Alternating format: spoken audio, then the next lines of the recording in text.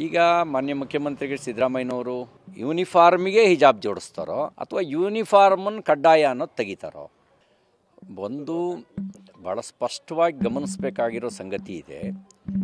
ಹಿಜಾಬ್ ನಿಷೇಧ ಮಾಡಿರಲಿಲ್ಲ, ಶಾಲೆಗಳಲ್ಲಿ ಯೂನಿಫಾರ್ಮನ್ನು ಕಡ್ಡಾಯ ಮಾಡಿತ್ತು.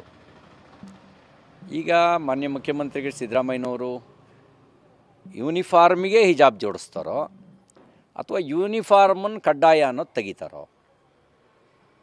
ಈಗಿರೋ ಪ್ರಶ್ನೆ ಇಷ್ಟೇ.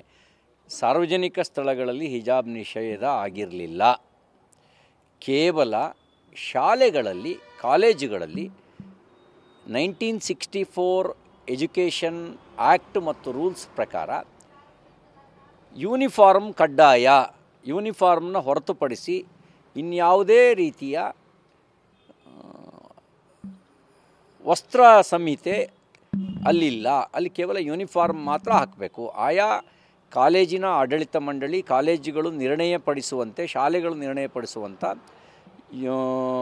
ನಿಮ್ಮ ಉಬ್ಬಿದ ರಕ್ತನಾಳಗಳ ಸಮಸ್ಯೆಗೆ ಎವಿಸ್ ಆಸ್ಪತ್ರೆಯಲ್ಲಿ ಕೇವಲ 30 ನಿಮಿಷದ ಲೇಸರ್ ಚಿಕಿತ್ಸೆಯೊಂದಿಗೆ ಮುಕ್ತಿ ಹೊಂದಬಹುದು. ಹೆಚ್ಚಿನ ವಿವರಗಳಿಗಾಗಿ ಸಂಪರ್ಕಿಸಿ 8088837300.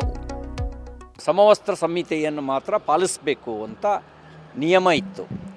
ನಾನು ಮುಖ್ಯಮಂತ್ರಿಗಳಿಗೆ ತಮ್ಮ ಮೂಲಕ ಪ್ರಶ್ನೆ ಕೇಳಲಿಕ್ಕೆ ಬಯಸೋದು, ನೀವೇನು ಎಲ್ಲರಿಗೂ ಎಲ್ಲ ಯೂನಿಫಾರ್ಮಿಗೂ ಹಿಜಾಬನ್ನು ಕಡ್ಡಾಯ ಮಾಡಲಿಕ್ಕೆ ಹೊಟ್ಟಿದ್ದೀರೋ ಅಥವಾ ಯೂನಿಫಾರ್ಮೇ ಬೇಡ ಅವರಿಷ್ಟ ಬಂದಂತೆ ಅಂತ ಮಾಡೋಕ್ಕೆ ಹೊಟ್ಟಿದ್ದೀರೋ?